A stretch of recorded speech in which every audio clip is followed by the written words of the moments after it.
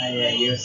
तो hello friends, welcome back to my channel. और friend, आज की वीडियो सीरीज के अंदर हम क्वेश्चन डिस्कस करने वाले हैं, print the pattern of inverted half pyramid. इससे प्रीवियस लेक्चर में हम लोगों ने इसी पैटर्न को अपोजिट डायरेक्शन में करके देखा था, यानी इसी का अपोजिट डायरेक्शन आपको देखने को मिला होगा प्रीवियस क्वेश्चन में, जिसको हमने क्या किया था, यहाँ पे हमने क्या किया था, 1 स्टार को प्रिंट किया था। देन उसके बाद हमने क्या किया था, इस तरीके से 2 स्टार प्रिंट हुआ था।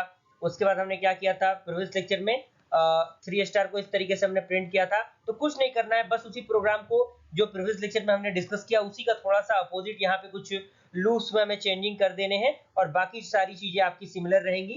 तो इस तरीके के पैटर्न को हमने क्या किया था, प्रीवियस लेक्चर में प्रिंट किया था। क्लियर? इस तरीके का आपका पैटर्न था जो कि प्रीवियस लेक्चर में हमने प्रिंट किया था।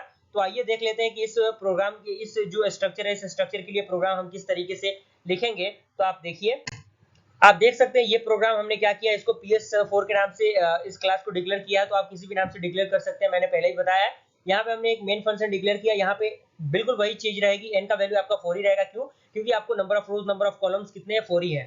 यहाँ पे आउटर लूप होगा, आउटर लूप में यहाँ पे आपको एक माइनर सा चेंजिंग देखने को मिलेगा। वहां पे प्रीवियस में क्या था, i less than equal to क्या था, n था, लेकिन यहाँ पे क्या है, i greater than equal to 1 है। क्लियर? यहाँ पे एक माइनर मिस्टेक है, थोड़ा सा माइनर चेंजिंग है। और यहाँ पे आई में क्या है, एक डिक्रीमेंट है।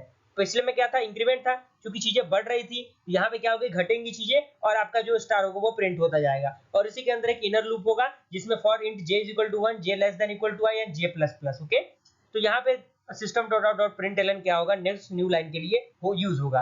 क्लियर? यहाँ पे प्रिंट है। अब ये किस तरीके से वर्क करेगा, सबसे पहले चेक होगा n का i का वैल्यू कितना है।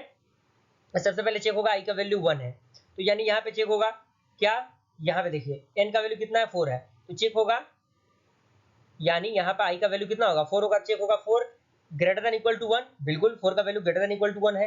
तो यहाँ पे क्या होगा, यहाँ पे आएगा, यहाँ पे न्यू लाइन में, तो j का वैल्यू 1 है। यहाँ पे चेक होगा क्या 1 लेस देन इक्वल टू 4 है, क्योंकि यहाँ पे n का वैल्यू कितना है, 4 है।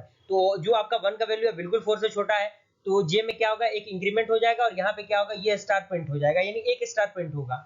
क्लियर?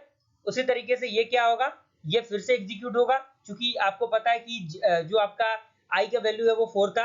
4 के बाद वो क्या होगा, 3 होगा। 3 के बाद 3 स्टार प्रिंट होगा, फिर उसके बाद 2 स्टार प्रिंट होगा, 2 स्टार के बाद 1 स्टार प्रिंट होगा। इसी तरीके से आपका टर्मिनेट हो जाएगा, लास्ट स्टार जब आपका 1 स्टार प्रिंट होगा, उसके बाद जो प्रोग्राम होगा वो टर्मिनेट हो जाएगा, और आपका आउटपुट स्क्रीन पे आपका जो प्रोग्राम है वो रन होके मिल जाएगा। तो ये पूरा कोड है, इस कोड को आप अच्छी तरीके से कॉपी कीजिए और अपने टेक्स्ट एडिटर में लिखने की कोशिश कीजिए, और जैसे ही आपका आउटपुट जनरेट हो जाता है कमेंट में जरूर बताइएगा कि आपका आउटपुट जनरेट हो गया है। ओके।